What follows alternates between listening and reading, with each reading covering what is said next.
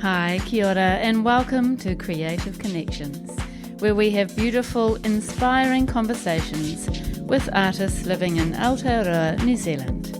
I'm your host, Mandy Jakic. Hi, and welcome back to the podcast. There has been a little break since the last episode, sorry about that, and just letting you know also that this is the second to last episode in this season, and then I'll be having a short break to figure out where to next for the podcast. Don't worry, it's not going anywhere, but I'm really keen to talk with a few people to maybe form a focus group so that I can really dig into what people want and where the podcast could be heading. So if you are interested in being part of that focus group, I'll take you out for lunch. And it will be really great to get your feedback. So just get in touch with me through email, mandy@creativeconnections.nz, or through messaging on Instagram. This week I speak with Nicole Russell. Nicole is a watercolour artist born in Germany and now living in Ruby Bay in the Tasman district at the top of the South Island of New Zealand. Nicole paints her local environment and what she sees, and she loves to paint in plein air. In this episode, Nicole talks about how she came to a full-time painting practice after a career in law, her journey to living in Aotearoa, her watercolour journaling practice, and what informs the paintings she makes. We discuss her experience studying visual arts online with the Learning Connexion, what caused her to lose confidence in her practice when her focus shifted to teaching watercolour painting, and her connection to local surroundings and events. Nicole talks about her landscape work and the quirky little caricatures she enjoys and the narratives that are communicated through her work.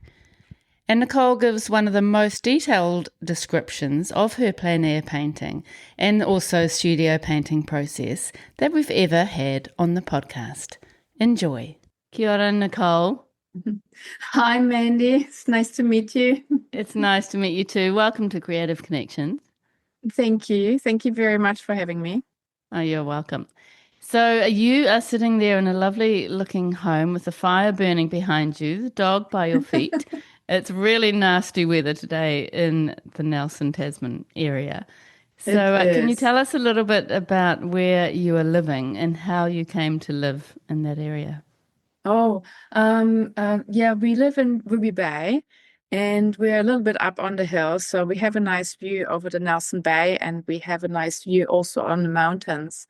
And we've been here in Ruby Bay for about 5 years now and about 8 years in total in the Nelson area. And before that, we were sailing and we were coming from the US, sailing to New Zealand. We lived in the US for about 6 years. And before that, we were in Auckland. My husband is from Auckland originally, and I'm from Germany. Amazing. And you sailed, from the United States and then found yourself in the South Pacific. How did you come to do a trip like that with your family? Well, my husband and I, we actually met sailing. That was 20 odd years ago in the Canary Islands, and that's the reason why I came to New Zealand. And we always wanted to do the trip again. So he has done the trip before once. I sort of missed out on that.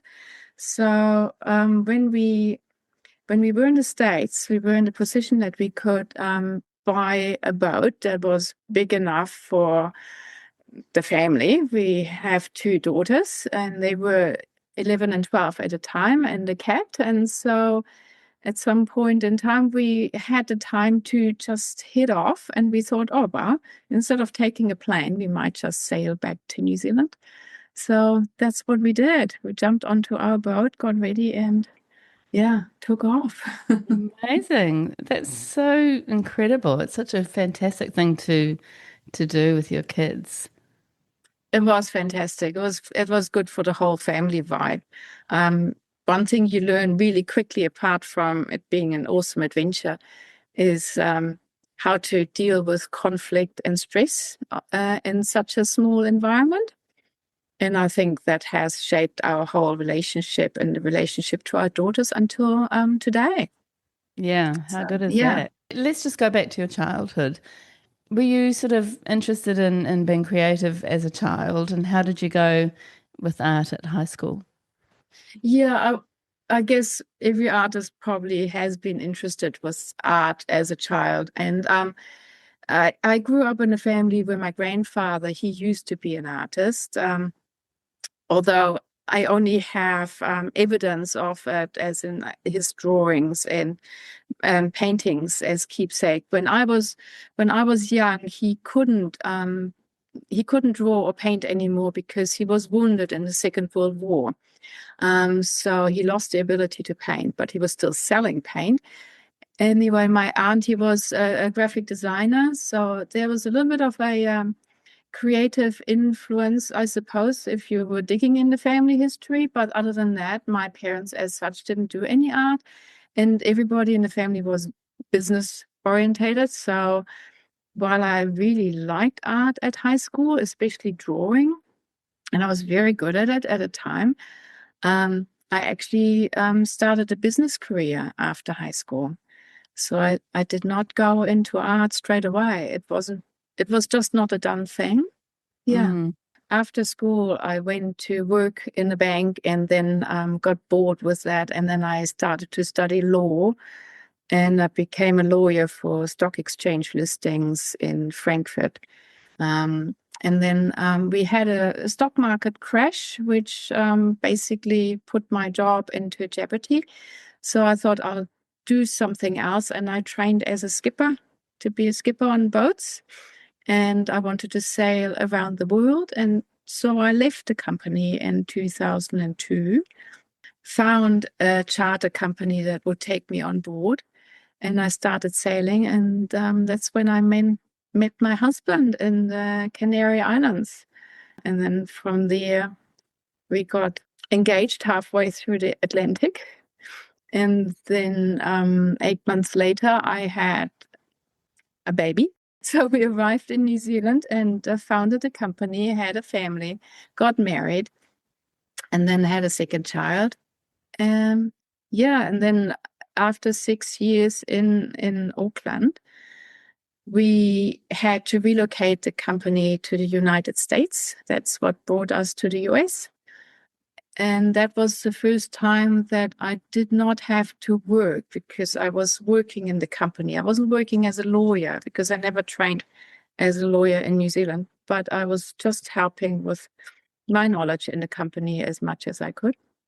And in the US, for the first time, I did not have to do that. I had some time to myself. The kids started going to school, and I signed up for a watercolor class. And it was amazing. It just connected with me very, very deeply. And I had a fantastic teacher at the time, Christine O'Neill. She was just amazing. And so I felt very encouraged and very motivated and took part in my first watercolor exhibition. Thought it was amazing. Have a family photo in front of my first painting that I ever exhibited.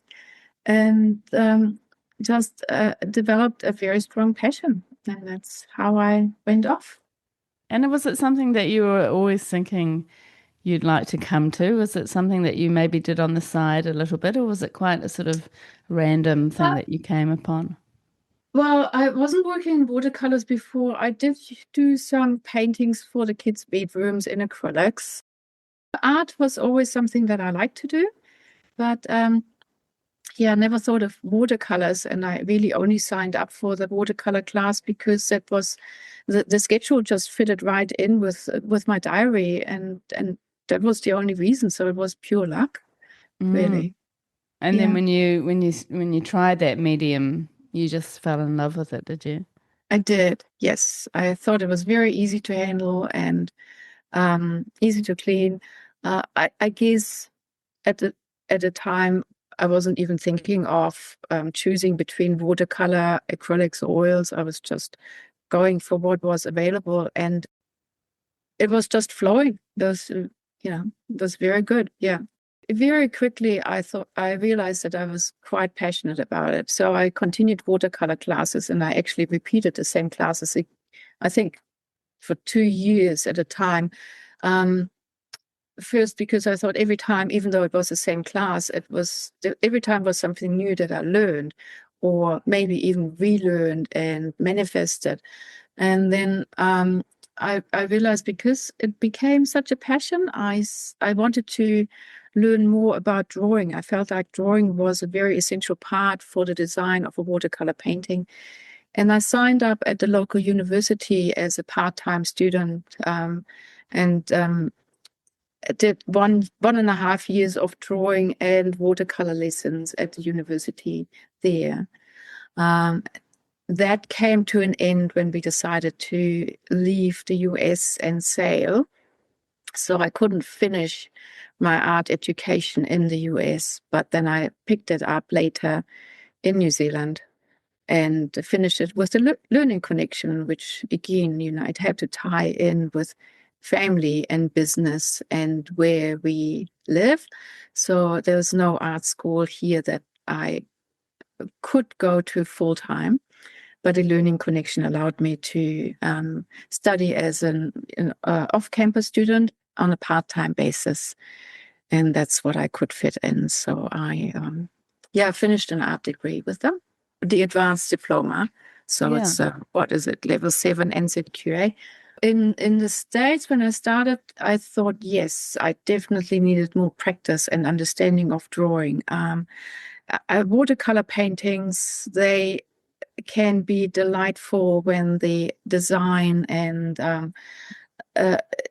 the drawing is correct, like perspective is correct, and the painting balances out from a design point of view. So that was very important, and I felt a drawing class would definitely teach me the basis for that point. And then when I continued in New Zealand with the Learning Connexion, it was mainly also because I wanted to teach. So I had already started teaching little watercolor classes, basically classes outside, which I call watercolor journaling, where you go with a little journaling book outside on location and you do little paintings in your book just for yourself as a keepsake. So I was teaching those classes and thought, well, maybe if I'm teaching, I should have something that points to my qualifications. So I decided to go and look for an art school that would, would be possible for me to study with. And that's why I ended up with the diploma with the Learning Connexion in Wellington. It wasn't necessarily watercolor that I was taught there. It was more an understanding of all sorts of mediums and approaches. So during the time with the Learning Connexion, I was dabbling in acrylics, in oils, in pastels, in watercolors. I don't know, with things that I found outside. It was a crazy, crazy course that taught me a lot more than just watercolor. It taught me a full understanding of art and its relationship to your well-being, as well as its relationship to history, to materials. Yeah.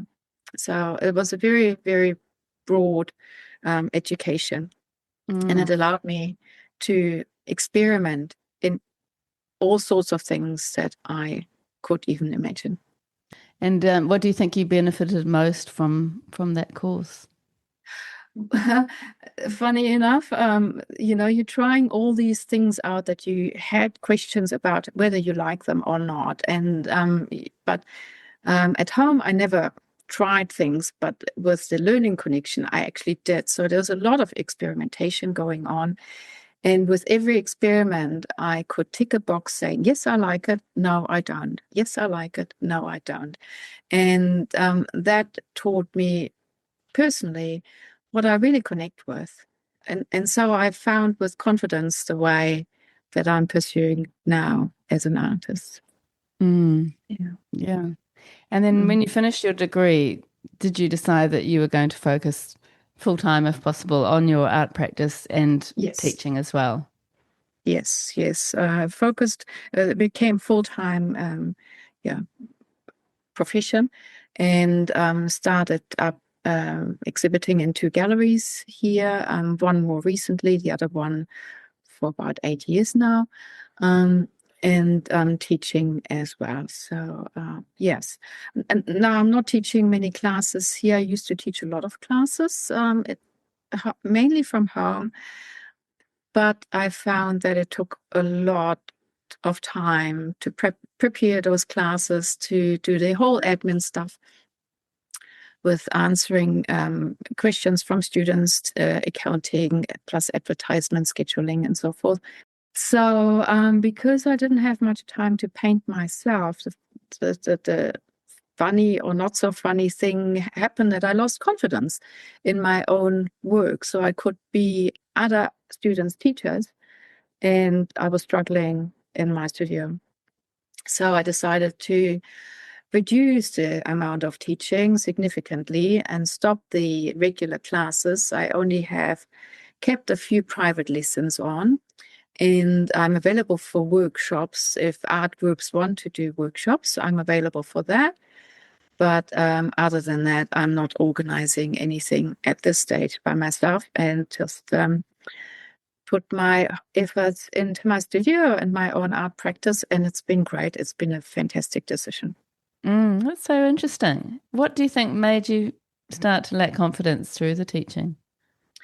I think watercolor, or maybe any medium, requires a constant routine to not forget. It's like learning a bike, you know. You are very confident while you're riding it, and have you not done it for a few times, or maybe a year or so, then you're starting it up again and you feel a little bit wobbly. So it goes away really quickly.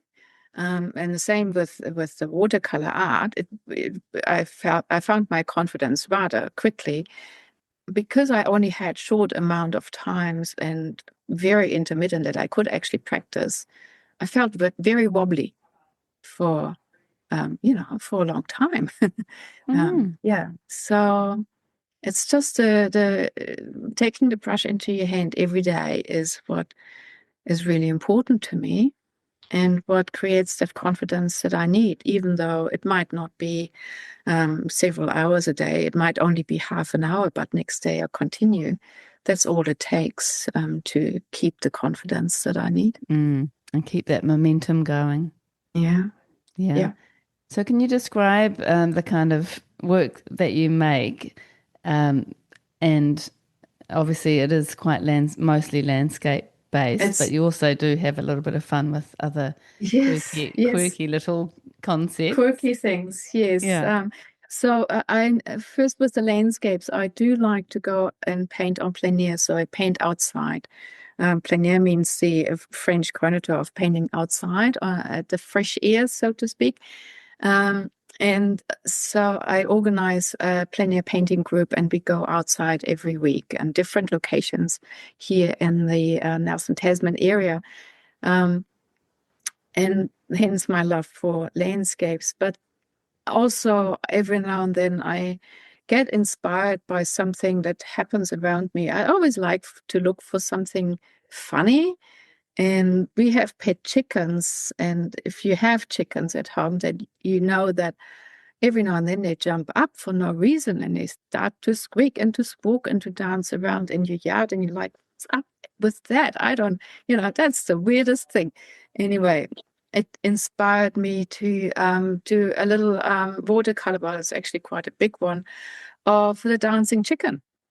I call it the dancing rooster. And so I created this painting with 12 poses of a rooster dancing, and it's been rather successful, and put a smile on people's faces. And then from there, I had the idea, because I do yoga, why not do the yoga pukeko? Because we've got pukekos like a crazy amount here on the farm. They're really a nuisance. But for that subject, it was quite fun to think about a pukeko bird that does yoga. So I created a painting with 12 yoga poses done by a pukeko bird, which looks rather lanky because they have such long legs. And also, when a person does yoga, your knee bends into the other direction than a bird's knee bends. So I had to, cope and have fun with that. But it's actually been one of my most successful works Really? because people just giggle away when they see those. So they love those paintings. I did Mm. a rugby playing kiwi bird, which has also been a very, very fun project to do. And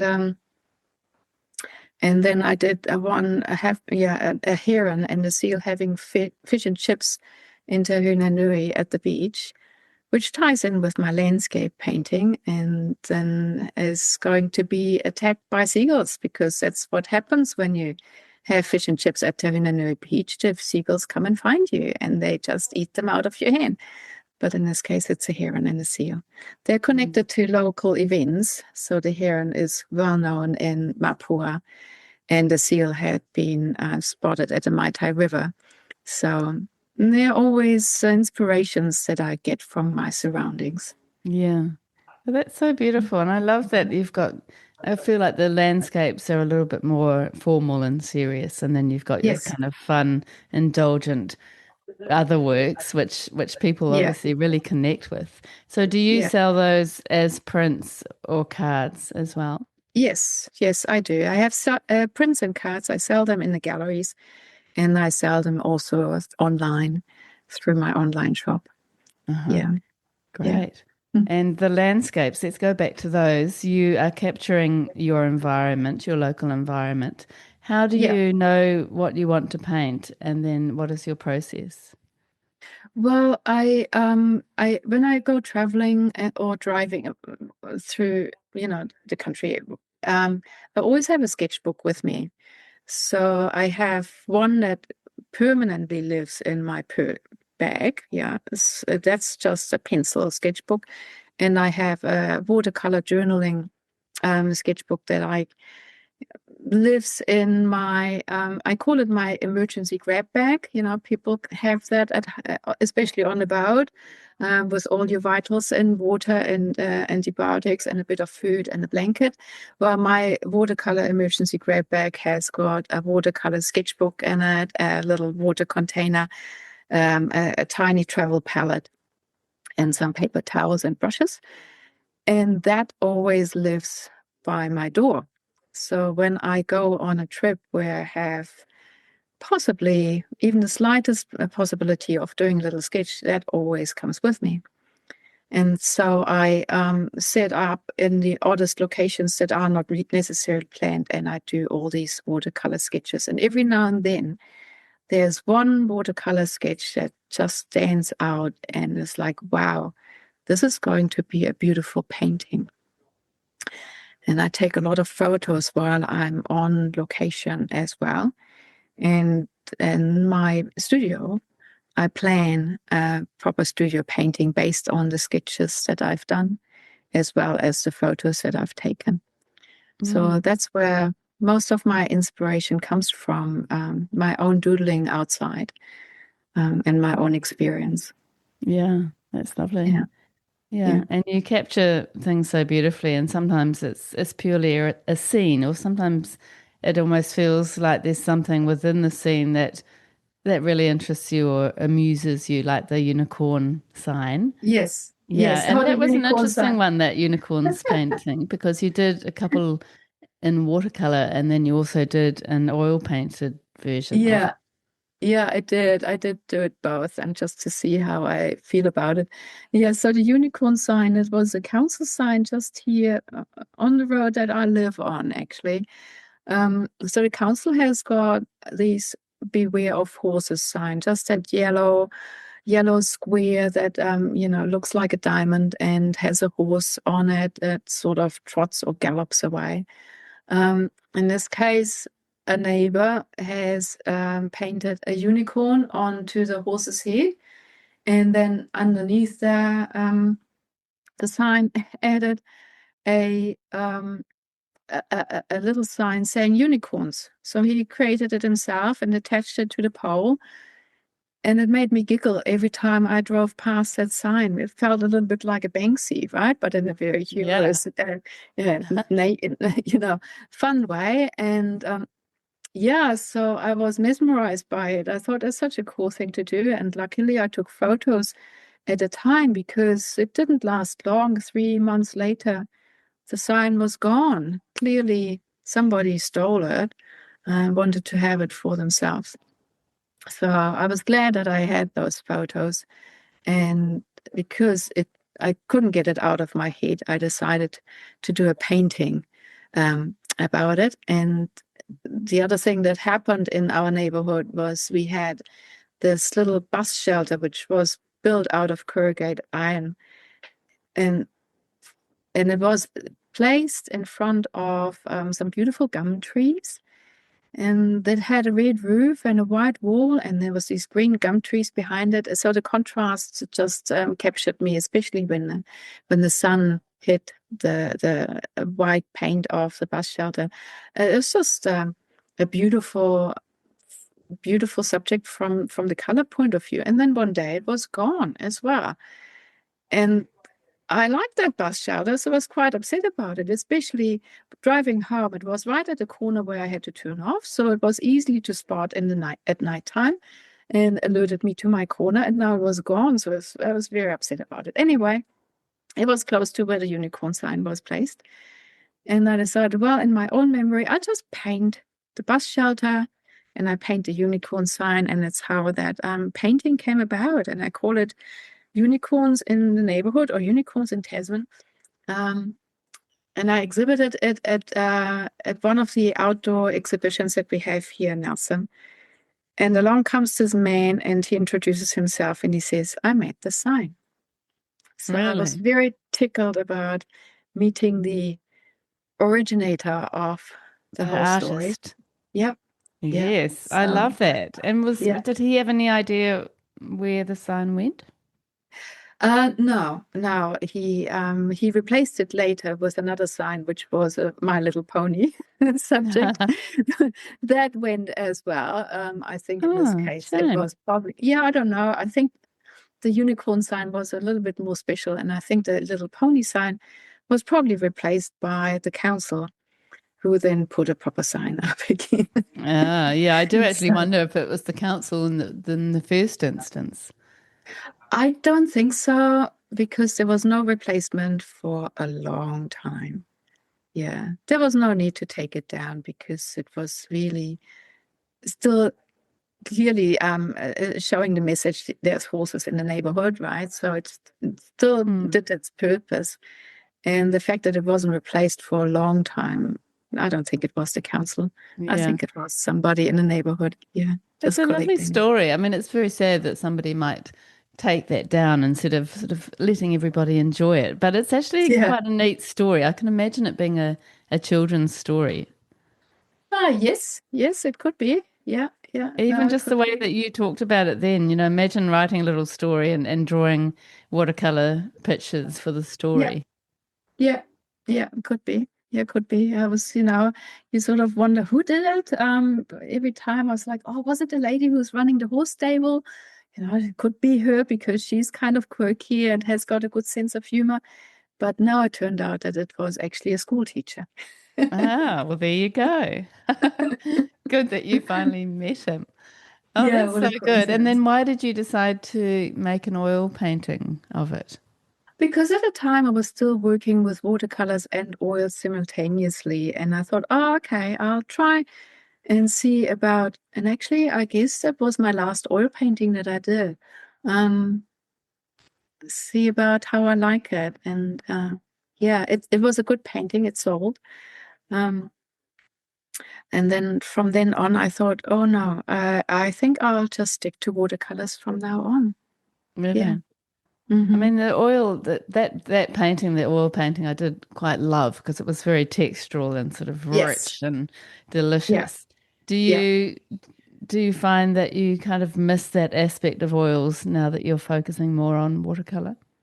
Not at the moment, but I can see that one day I might actually, because I find that as an artist, you go through phases where you just explore a certain route, a certain style, a certain subject, and you do that for a few years, and then you might just evolve into something else, and it could well be that at some point I'll get back into oil painting again. Yeah. So that's why I kept all my brushes and all my paints. But at this stage, I just found I would like to work with watercolors to a proficiency that I feel like this is really good. And at the moment, it's working really well. So I'm enjoying myself. I have a lot of fun in the studio.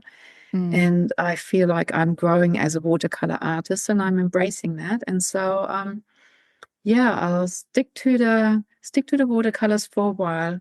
I learned that you can get distracted, and it's kind of entertaining, but it's actually not so good for your proficiency. And so I decided now I'll just stick with the watercolors. What do you love about the watercolor medium? It's a translucent medium. I really like the transparency about it, and I, how you can build up colors with transparent layers that that really shine through and make it quite a rich painting. You don't have to be subtle with watercolors. You can be very bold and straightforward with them as well. So yes, the transparency, the translucency. Boy, it's easy to clean. I don't even have to clean my brushes. You can just put them into your brush holder, and even if they're dry with watercolors on it, doesn't matter whatsoever. Oil is a mission to clean at the end of the day, so watercolors are easier from that point of view. With oil paints, you always have a little bit of a smell in the house, which you can reduce by using odorless mediums, for example. So you can paint pretty odorless, but the paint themselves, they typically still have a little bit of a smell, which usually comes out when the painting's starting to cure. So I don't have any of that. It's also pretty fast. You paint a watercolor painting really quickly compared to an oil painting that you sometimes have to build up and have a little bit of drying time. A watercolor painting, like one of those bigger paintings there, a quarter sheet, that's about, what is that, 56 centimeters by just about 40 centimeters. A painting like that takes me about a day and a half to paint.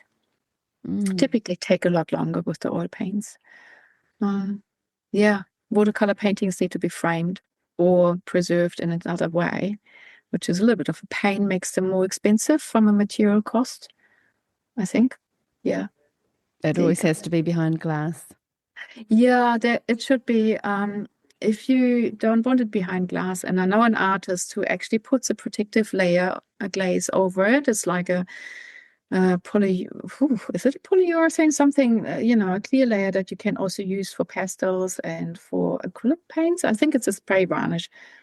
But I'm not fully sure. Anyway, he puts it over it, and that preserves the watercolor painting as well, and gives it an appearance as if it was kind of an acrylic painting, because it adds a gloss to it, just like the glass does when you frame it. But it's a different aspect of a watercolor painting, and I'm not really connecting with that. So that's why I still stick to the glass frames. I love the frames. I love it when the paintings come back from the framer, and they just look, wow, even one step richer, one step more sparkly. It's amazing. Yeah. Love it. And then you do work mostly on watercolor paper then, not canvas. Yes, I'm very particular with my watercolor paper. I only work on Arches rough paper.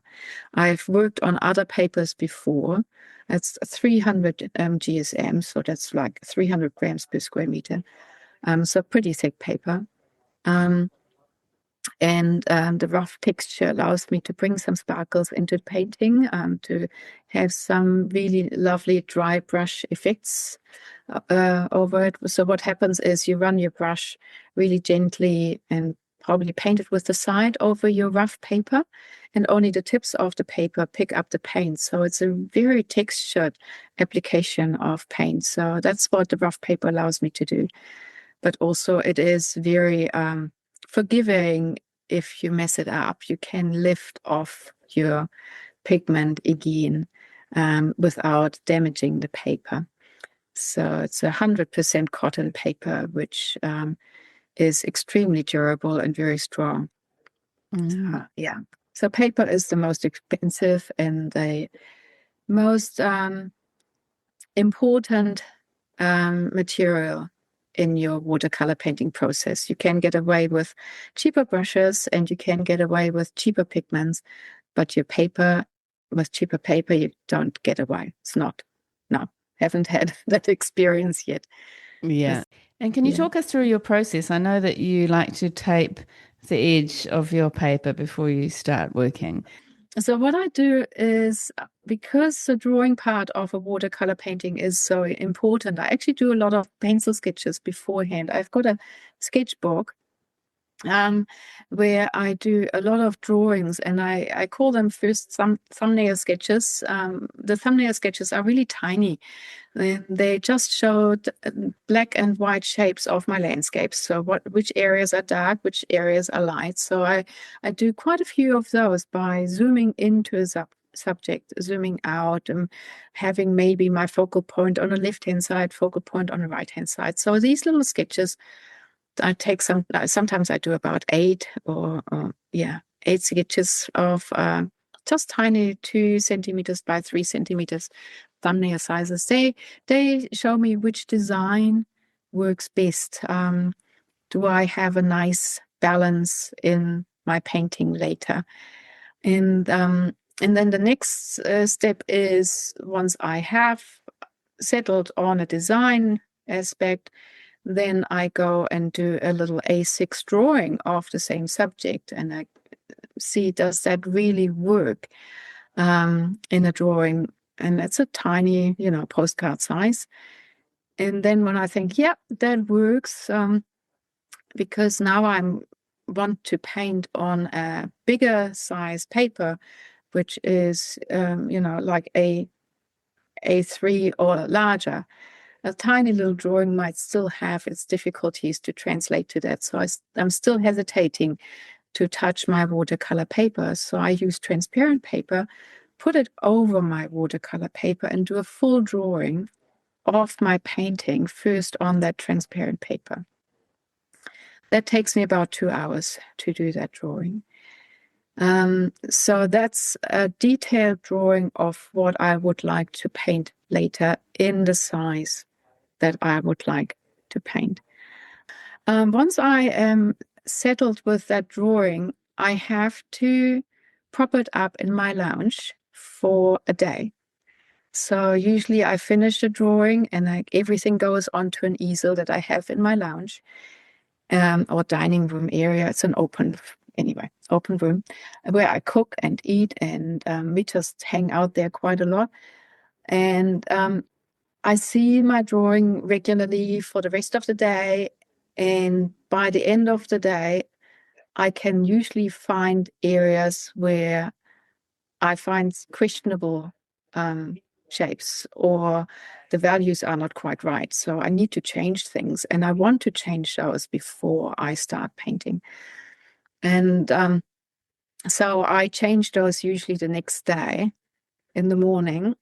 And then I use transfer paper to transfer my drawing onto my watercolor paper. So my watercolor paper up until this point has been completely untouched, which is really good. If you do your drawing straight on the watercolor paper and you have to change things, then you do a lot of erasing. And that erasing sometimes can smudge your paper, and you might not be able to fully get it out of the paper anymore, but it might also actually change the texture a little bit. I've had texture changes, so this is all me learning from experience, right?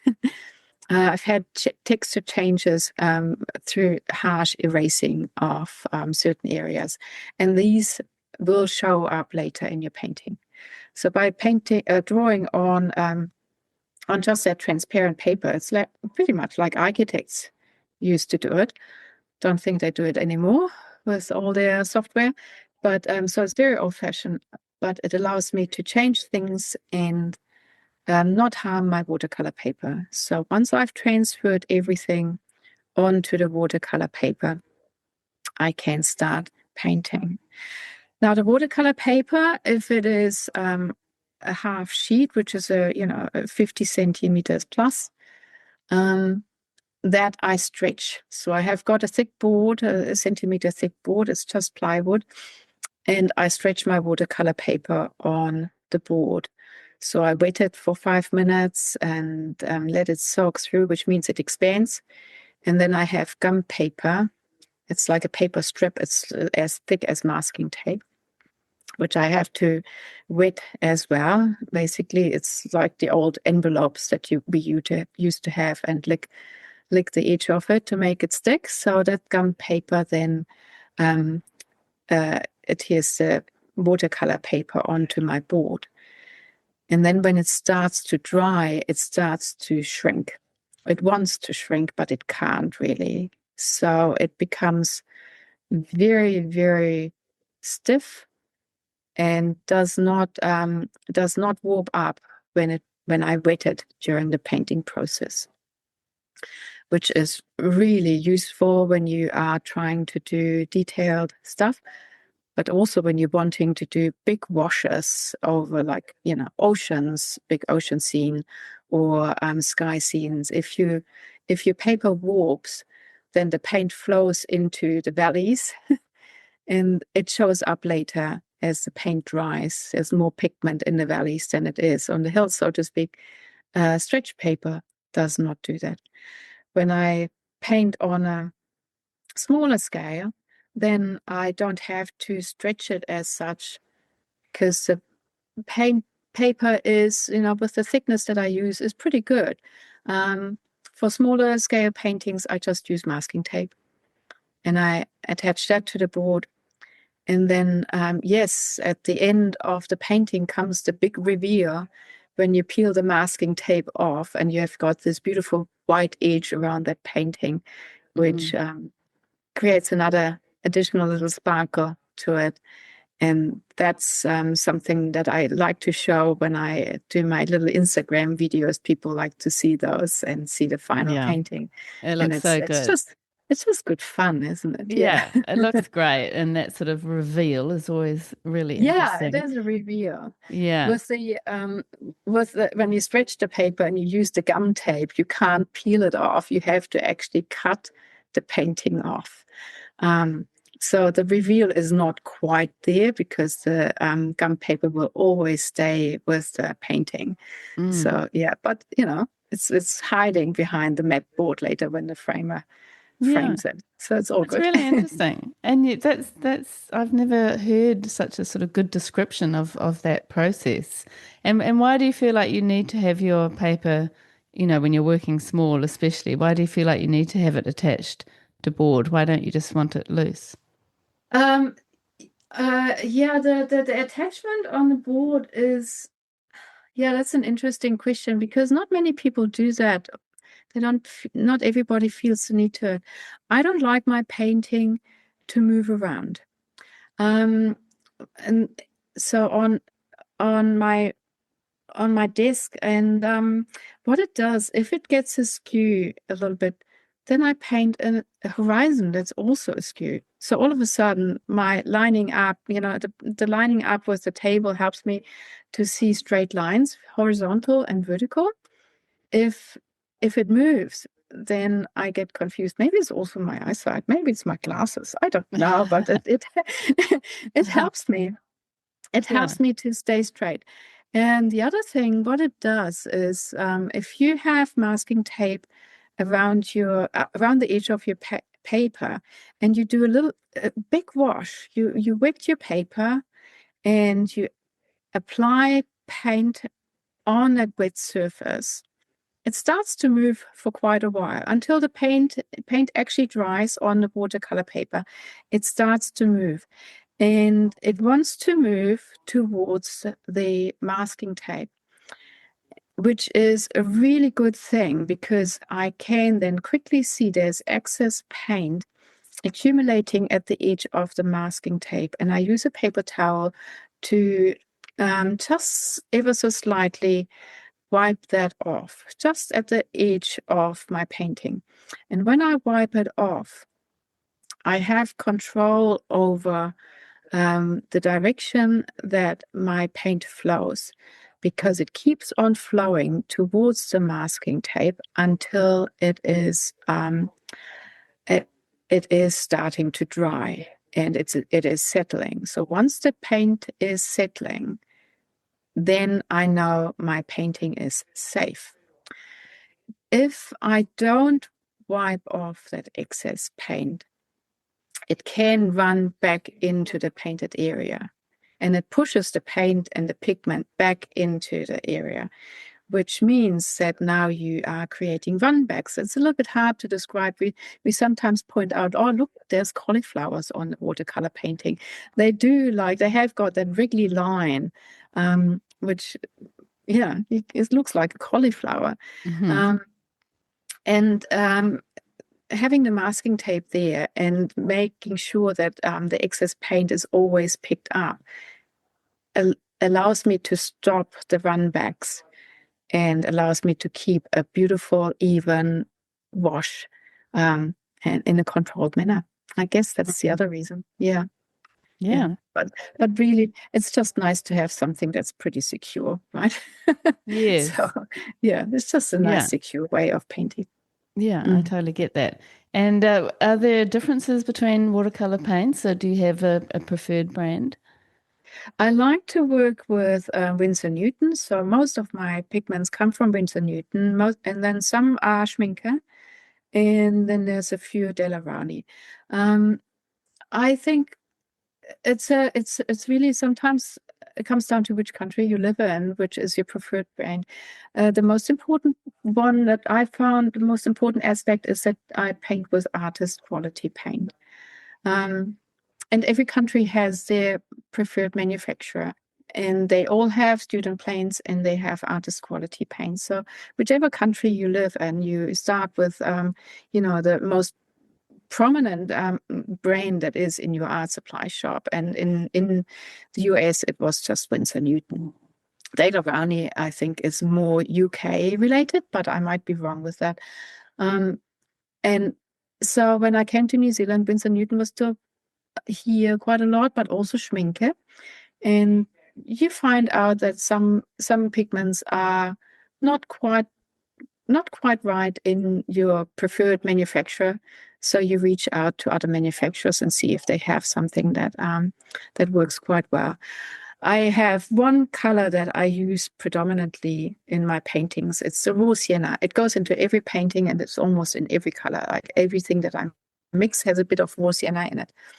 So for the raw sienna, I wanted to know which brand actually is the one that I feel I like the best for my watercolor painting. And I bought it from Winsor Newton, I bought it from Delarani, and I bought it from Schminke. And the Winsor Newton one was the absolute winner because it had a nice yellow glow and it was transparent. One of the other manufacturer, it was just a little bit on the duller side, and I didn't like that. And the third manufacturer was a little bit more on the semi-opaque side, which made my color mixing a bit more difficult. As soon as watercolors are opaque or semi-opaque, you have to be very careful when you mix them because you can create mud. So that's what most artists don't like. So I found mixing the way I mix with the semi-opaque paint less enjoyable, and so I stuck to Winsor Newton for that one. So it's just an example how the same color can be different with all the manufacturers that are actually around. Very interesting. And how do you organize your palette and your mixing of colors, especially when you're painting in plein air? So the way I lay out my colors is according to the color wheel. And so each color has their fixed place because I have tubes that I squeeze into a palette.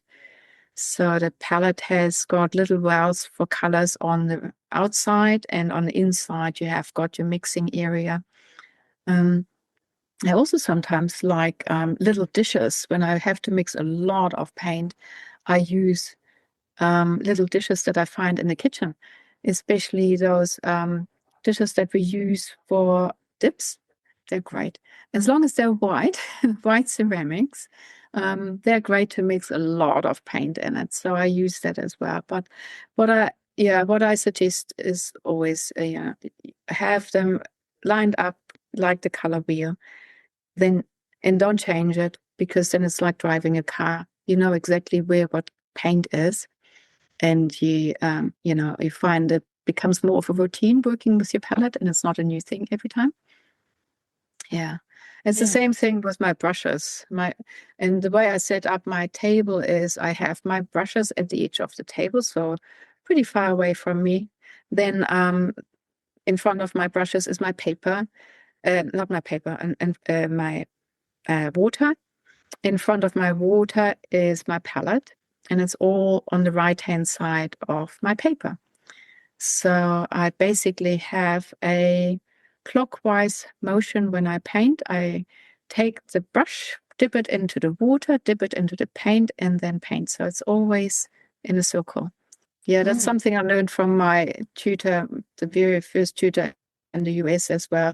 Set up your work table, work desk, always the same way, whichever way it is, but so you're comfortable and you know where everything is. Just Yeah. like, the gear stick in your car and the steering wheel. You don't want that to change either. Yeah, that makes sense. And so when you're painting in plein air, do you have the same kind of system but all around your outdoor easel? Well, yes, I have a watercolor painting easel, which has got a tray for my palette, my water, and my brushes. So there's also a place for everything. And then I have my painting on top of that in a second level. Um, and if I do my watercolor journaling, then very often I'm sitting on the ground, or most of the time I'm sitting on the ground or on a log or on a low chair, and then my palette and paper and brushes there just next to me on the floor. Which is a Mm. nice way to work. And then you take that journal back into the studio and then start Yes. making larger paintings. How often Yeah. do you actually make a complete painting in plein air? A complete painting in plein air. I paint plein air once a week, so that's well, typically because I'm organizing a plein air painting group. So we go out on location once a week, and I've been organizing that for about 8 years now, I realize. Um, I I I'm organizing it because I like to paint in the company of others. So I'm quite passionate, I'm passionate about plein air painting, no doubt. But also I'm aware that if you are a lady outside in the middle of nowhere, you can attract some curious people. So I've learned that lesson, and I'd rather have somebody else paint with me. So that's why I'm going out with a plein air painting group. And so, yes, when I go outside a quarter sheet, I can create a full painting in about 1.5 hours, depending on how elaborate the subject is. So, yes, um, yeah, the painting finishes really quickly. You can, on a day, when I go on a paint away tours, Watercolour New Zealand organizes these beautiful paint away tours where we go into a certain area. In May, we're going to Clyde, so that'll be amazing painting in Central Otago. And we will be about, well, I don't know, probably 70 artists painting. So you go to different locations during the day, and usually I finish 3 full paintings in a day. Mm. And then do you take those back into the studio to sort of work on a bit further or just Yeah. sometimes leave it at that? Oh, well, the plein air paintings I don't really like to touch. I used to, and I feel like a plein air painting has a real immediacy, and it's fresh and it's loose and it's a bit rough. And if I touch it up in a studio, I have to be very careful not to spoil that. And unfortunately, I've spoiled a few plein air paintings like that. Um, and so I don't see the need anymore to touch them up. And, they can be a beautiful guideline for me for studio painting later, just as they are. Yeah. But you Not still sell all those ones as well? the plein air paintings, not so much. What is very difficult plein air, I find, there's a lot of things that are actually quite difficult plein air, and it's quite infuriating, really. Sometimes the sun hits your paper so you can't see it, right? So already your pencil sketch is disappearing because of the way you have to set up. You always want to set up in a shadow, in a shade of a tree or a building. But hey, sun moves, so eventually you do get light onto your canvas and paper, or you just don't have a tree or a building, so you're painting in the sun. So it's either too bright, or it's too dark, or it's drying too fast, or it's drying too slow. Um, so there's always challenges. There's also people coming up and interrupting, and some of them actually wanting to help, right? They want to show you how it's done. So there's all these things that are happening. So watercolor painting outside on plein air is a challenge, and hence there's really a plein air painting which I think is perfect in a sense that I can actually bring it into a gallery. I have the feeling I will get there. So one day I will have them. And yes, I have exhibited some plein air paintings in the gallery. But if I do a studio painting, then they just have that additional sparkle of lights and darks that I seem to be able to create better in a studio. So bringing out really strong value contrast outside when the light situation is a bit challenging is just not easy. And you have got, more control in the studio over that. And why is it that with those difficulties and challenges, why do you send yourself out once a week to do that kind of work when it can be problematic? Yeah, you just embrace the problems in a way that it's just going to happen. It's just going to be like this. And if you're not trying to create a masterpiece, then it doesn't actually matter that much. It's only infuriating if you are trying to create a masterpiece, and then there's all these obstacles. But if you're not, and you're just there for the pleasure, then those challenges are actually not a big deal. Yeah. But what is really a big deal is I'm in my happy place when I'm outside. There's a wind going that creates some memories. If it is a gentle breeze or if it's a bit of a storm, hey, if my easel goes flying, I'll have something to talk about later. It's a good story, right? But aside from bad weather, if everything is fine, you just have insects around you that you can also observe. You can see birds, and you see them flying. You see how they behave. You hear them. You hear the bird noises. You may hear just the rushing of a little stream going past you over some rocks.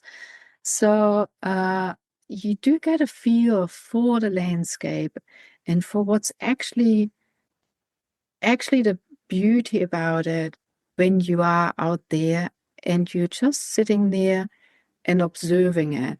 And then you understand what is truly important about this particular area, much more than you can ever get the same. You can't get the same feeling from a photo, point blank. So it's not possible. All right. So first you get this connection to your landscape, and that's probably also a reason why I feel quite strongly that I want to paint a certain landscape in my studio later.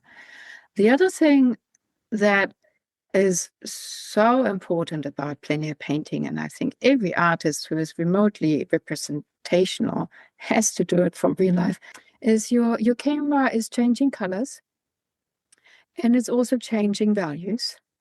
So a lot of photos that you take home from a certain location show that there's a really dark, almost black shadow under a tree. When you are on location, you realize that actually no, there is no black shadow under a tree. There is a darker brown area or darker greenish area, but it's not black. There are still shapes there that are important and that you can bring out. If you trying to paint from a photo the way the photo shows you the landscape is supposed to be, then you are very often way too harsh, especially in the shadow areas. So a photo can give you some guideline, or gives me guideline for areas that I haven't quite well captured in my plein air painting, but it can't give me a guideline for what the landscape feels like and what the true colors are. Mm. Yeah, I Yeah, can so totally that's why. understand that. And just those other senses working as well as, seeing. You've also Yeah, your smelling and your hearing and all of yeah. those other things, I imagine would just bring something unique to Yes, a painting. yes, they do. And when and you're traveling, like my biggest hobby is watercolor journaling. So I'm traveling and having my little journal with me. When you're looking back through your journal later, you all your memories come back of things that you've observed. When you look through your photos, these memories very often are not there. You see a scene and like, oh yeah, I was there. Oh yeah, okay, move on. But with a painting, you actually have still the connection to the place. Yeah, it's a little bit like when you write things down. It Yeah. sort of it instead of Yes. typing it or photographing it, or if you actually write it, it kind of Yes. embeds it and it sort of puts you more into the Yeah. scene or into the experience and helps you to remember the more subtle parts of the Yeah. memory. Yeah. Yeah. And then there's some funny things that happen, like the mother with her child. And that was in Nelson. I painted in Nelson, and it was in at Founders Park, which is like a little village with all these accumulated historic buildings. So it's like a museum type area. This mom came in with her son, probably around 4 or 5 years old, and I was painting. And they walked past and they looked at my painting, but they kept on going. And then an hour later, 1 hour and a half later, they came back after they did their tour and saw me still there and looked at my painting. And then a little boy says, "Oh, this is much better. I was worried before." And I I thought, love that. that's just, it's like, what the heck? What are you, 5? That's gorgeous. It's like, yeah, I'll never forget that, Oh, that is so beautiful. And just so interesting too that, you felt probably that the child hadn't really taken in anything, but he obviously Yeah, really had. he had. It's like, I was like, sure, okay. I Yeah. pulled that off. Oh, that's a great story. I love that. Does Yeah. does research play a big part in your practice? Well, I research in various areas. So obviously I research with regards to watercolor techniques and how others are doing it. So I follow a few artists on Instagram, um, but only if I connect with their style. So if that's something that I'm already doing. And if I have any issues with a certain area, like the other day, I was like, Farad, I don't really know how to do these grasses with those little flowers in there in a way that is actually appealing. I mean, so I go and see other artworks, and is there anybody who has had a similar situation, and what did they do? How did they cope with it? And I get inspiration from that. So yes, I've done a whole lot of research because also very often you're lonesome artist in your studio. You don't have a mentor that you can just quickly ask, how do I cope with that situation? So I do a lot of research from that point of view. Now, when it comes to locations, I also do a lot of research, just because when I paint a landscape, or even my silly paintings sometimes, I want to write a story about those. And when it comes to location, I do some research later on about this location. Is there some history that I can also point out?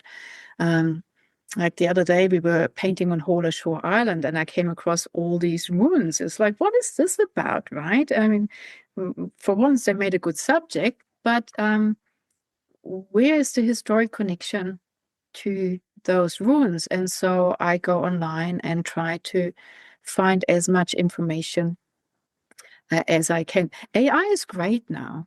AI is like, wow, I asked ChatGPT. So here I was on Aotearoa Islands, and I found all these ruins. What type of settlements were there? Can you please explain? And out comes this collection of information. There was a second lighthouse, 1862. Then there was, all these things that happened there, and it's just, I love it. Makes it really quick. I know. It is Anyway, such a good resource used yes, wisely. it is, yes, used wisely. And so I do research like that on the locations that I have been, and that I put into a little story about my own experience, plus the historic aspect of it, and that I print it out and I hang it underneath my painting in the gallery. I And like some that. people really like it. They really like the connection that it creates with the work. Yeah, that's great. Yeah. And do you find that the watercolor medium does allow for experimentation, or is it really quite sort of strict in how you approach it and how you manage the medium? Oh, well, you can paint with watercolors in all sorts of ways. You can include it into mixed media. I have a fellow artist. She loves to do paper mache, like almost a bit of a sculpture like design. And then she paints with watercolors over it. And that's just one example. Watercolor and ink mixes really well. So you can, as in, from an aesthetic point of view, you can have watercolor paintings that have got Indian ink drawings in it as well. You can add texture medium to watercolors, so you're creating texture. You can add salt to a watercolor painting that is still wet, and it creates beautiful effects, very, very textured effects again. So there's all sorts of things that you can do with the watercolor medium, next to being just a traditional representational artist. Yeah. Yeah, but you feel, and within your practice, you'd rather just get that representation of that landscape.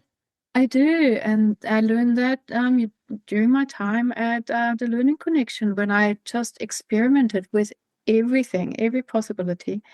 And I'm like, geez, I'm just an old boring representational landscape artist. Look at that. Who Not would have thought? boring. Oh well, yes, yeah.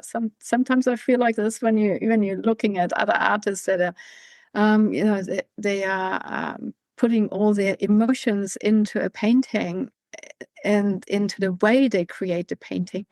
For me, my emotions is in the subject. It's not necessarily in the material as such. So it's yeah. From that point of view, I'm very traditional and not that much creative when it comes to the materials. Yeah. But it's going through that, you went through that process where you did discover all these different, Yeah. all this different media and different techniques, and then you kind of settled on the one that felt right for you, which I think Yeah. is great. Yeah. Yeah, Absolutely. yeah. Yeah. When I came to this area, I became a member at the local art groups. That's a nice thing about being an artist. You always have connections wherever you live. There is an art group somewhere, right, that you can connect with. And so I connected with the local art scene here, and I was asked to become a member in a cooperative, and that's Wall to Wall Art Gallery in Nelson. And I think I've been a member with them for 8 years, 7 years, 8 years, something like that. And it's been an absolute fantastic experience. I can recommend every artist to look at the possibility of connecting with a cooperative, just because you get the support of fellow artists. You're not alone anymore. You have a group of people that you can connect with. It's also nice. We have to actually man the shop, so you go in once a week or however often you have to. And you're there and touching base with customers, and it informs you also what actually sells well in the gallery and what doesn't sell that well. That's if you are business orientated and you want to make art your profession and selling well, then you learn a whole lot through that experience just by watching customers coming in, looking in front of which paintings are they actually standing, what do they like, what do they not like. If you see that your painting is getting some attention, then you know it's going to sell. It might not sell now, but it will sell in the future. You know it's a good painting. If the attention is positive, right? Yeah. So, obviously. Yes. Obviously. Through those collectives, you can be part of group shows and have solo exhibitions and that kind of thing? Not so much through the collectives. I mean, you are in the collective. You're basically showing your work permanently, so it's permanently on display. But through the art groups, yes, definitely. So the art groups are organizing exhibitions, and the Nelson Suter Art Society also allows you to hire their gallery room for solo exhibitions. Yes. Do you have sort of goals to join other local galleries or galleries around New Zealand? I'm very careful about that. And the reason why I'm saying then, if I want to join other galleries, at the moment I'm supplying artworks to 2 galleries. Now they're both collectives, but they also sell. So I'm supplying artworks for those. If I want to take a third gallery into account, I have to be productive enough to actually deliver. So I'm a bit careful about it. And that may happen in the future. And if there was something that was very attractive and I would really like to be represented in another area and not only here in Nelson, then I would probably do some reshuffling with things. So I'm open-minded, but yeah, I would have to do my research. Yeah. Yeah. Yeah. And what would you say to somebody starting their artistic career? What advice could you give people? Go for it. It's been great. It's been great for me. What I found a very important aspect for my artistic career and for my business approach with it, because if you're doing an artistic career, you are going to be a business person. It's art is nice being creative, but hey, you got to survive. So you have to do your research. And the way I did my research is I went while we were traveling. So that was the beauty about it. I went into every art gallery that I saw, and there was one art gallery that I connected the most with. Or it was one artist who owned the gallery. And the way he survived first was he was in a tourist area, prime spot for his gallery. So there was, location makes everything. But then he also catered for a wide variety of customer base. He was doing massive paintings that one was what, 30,000 euros? It's crazy amount of money. Anyway, but it was a real flagship. It wasn't necessarily there to be sold. Maybe it sells eventually, but it was a real attraction. So he pulled customers into his gallery through his big, magnificent paintings. And then he had smaller size paintings. And then he also had prints and prints on canvas. And so all of a sudden you have this whole display of cards, prints, something for every purse, right? No matter how much you wanted to spend, you could find a keepsake in his gallery. And that was showing me that diversity is really quite cool. So if you're starting out as an artist, you're thinking about it, look at what other artists do that you could connect with. Look at what they do that you think you could be capable with as well. So paintings don't always sell, and it's nice to have maybe something in the back burner like prints and cards that sell instead, or you do a bit of teaching, or you sell books as well. So there's a way of diversifying which allows you to keep above water, even in times when one income stream dries up a bit. Then you have got others that are still flowing. Yeah. Oh, well, Nicole, I've really enjoyed talking to you and learning a bit more about the medium of watercolour. You explained it so beautifully and really unpacked your process brilliantly. So thank you very, very much for being on the podcast. You're very welcome. Thank you for having me. Thanks, Mandy.